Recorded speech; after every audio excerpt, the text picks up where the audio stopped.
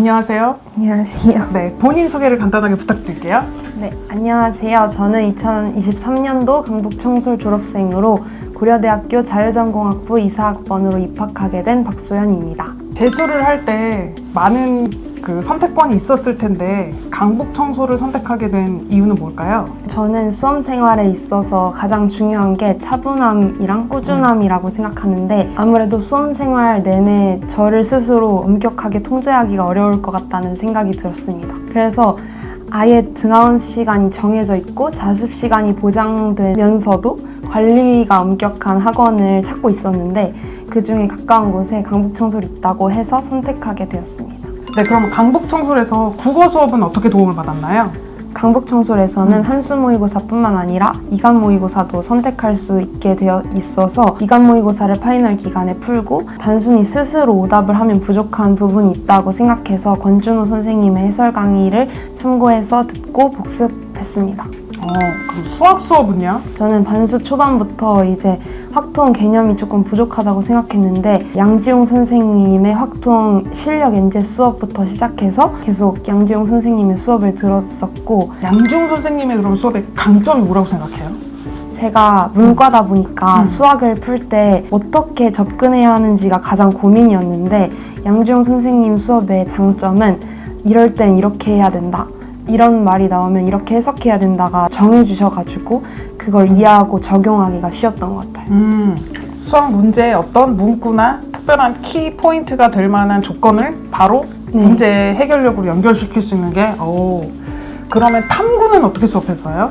저는 개인적으로 사탐을 했었기 때문에 초반에는 살짝 강의를 들었다가 막판에는 스스로 그냥 사설 모의고사를 사서 혼자 풀고 복습하는 식으로 공부했습니다. 그러면 사설 모의고사 본인은 개인적으로 어느 걸 추천합니까? 인강 선생님이 만드신 모의고사를 자기가 듣는 인강 선생님뿐만 아니라 여러 선생님 거를 푸는 게 중요하다고 생각해요. 왜냐하면 사탐을 아무래도 문제를 출제할 때 자신이 열심히 가르치신 포인트들이 다 있을 거 아니에요, 강사분들이. 근데 그거를 주로 내시는데 내가 배우지 않은 선생님들이 어느 부분을 중요시하게 생각하시는지도 알 수 있어서 다양한 인강 선생님의 모의고사를 푸는 게 좋다고 생각합니다. 재수를 할 때 후회한 적은 없었는지 혹은 공부하면서 힘든 시기를 극복했다면 나만의 극복 방법이 무엇이었는지 궁금합니다. 저 같은 경우에는 현역 때부터 원하던 대학교 라인이 정해져 있었고 거기를 못 가면 안 되겠다라는 마음이 엄청 컸기 때문에 현역 때 원하는 대학에 떨어지고 나서 그때부터 어쩌면 뭔가 불안한 마음으로 시작하기보다는 당연하게 난 다시 공부를 할 필요가 있겠다라고 생각을 해서 시작할 때는 딱히 어려움이 없었던 것 같아요. 그런데 사람이다 보니까 하다 보면 힘든 순간들이 있고 이제 다른 친구들은 다 학교를 열심히 다니고 있는데 나는 뭐 하고 있나 이런 생각이 들 때도 있었고 특히 올해도 못 가면 어떡하지라는 마음이 제일 저를 힘들게 했던 것 같아요. 그런데 그럴 때마다 저는 스스로에게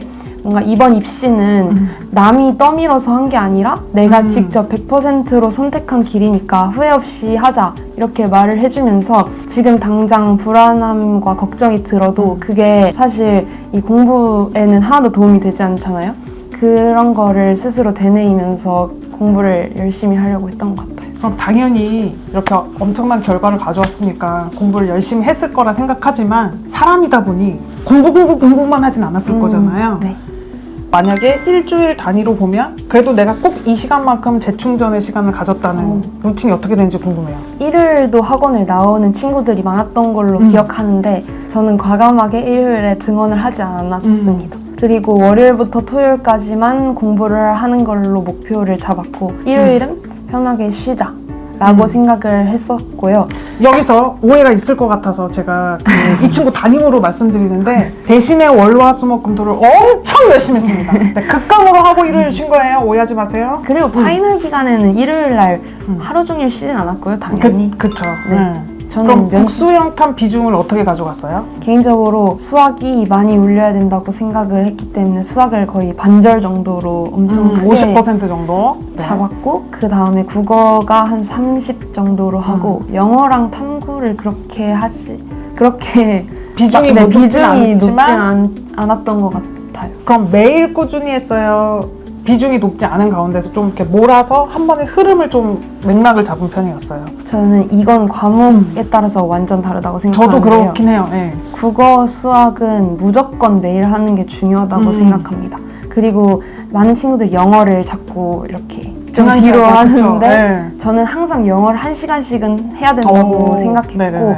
담임 선생님께서 선택 종례로 이제 영어 모의고사를 풀리신다든지 기를 연습시키신다든지 할 때 다른 공부해야지라고 생각하지 않고 저는 그냥 내가 혼자 영어를 할 시간이 없을 수도 있으니까 그때 맨날 참석을 하자 이렇게 생각하고 영어 시간을 확보했던 것 같고 탐구는 두 과목을 보는데 한 과목씩 격일로 3시간 정도를 했던 것 같습니다. 격으로 네. 탐구가 2과목이니까 학원 프로그램이 이제 여러 개가 있는데 제일 만족스러웠던 그런 시스템이 뭐였을까요? 저는 아무래도 스스로 시간표를 짜는 프로그램이 정말 다른 학원과 차별화된 점이라고 생각하고 도움을 많이 받았다고 생각하는데요.